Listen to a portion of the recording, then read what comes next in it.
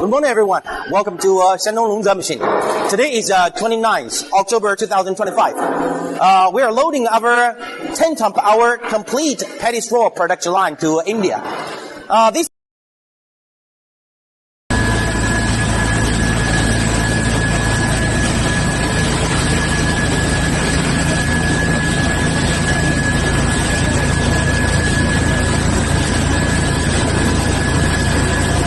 complete line, including 2 units of 160 kilowatt hammer mill.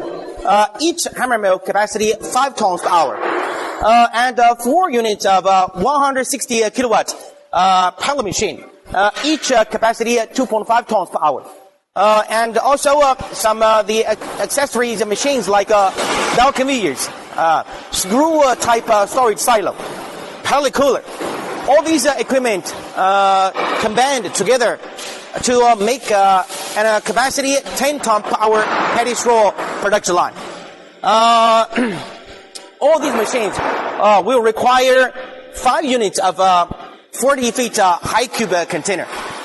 Right now in India, there are many agriculture material like petty straw, the groundnut shell, the mustard straw. There are so many materials. These materials can be made to good quality pellet, suitable for clean energy requirement for the market.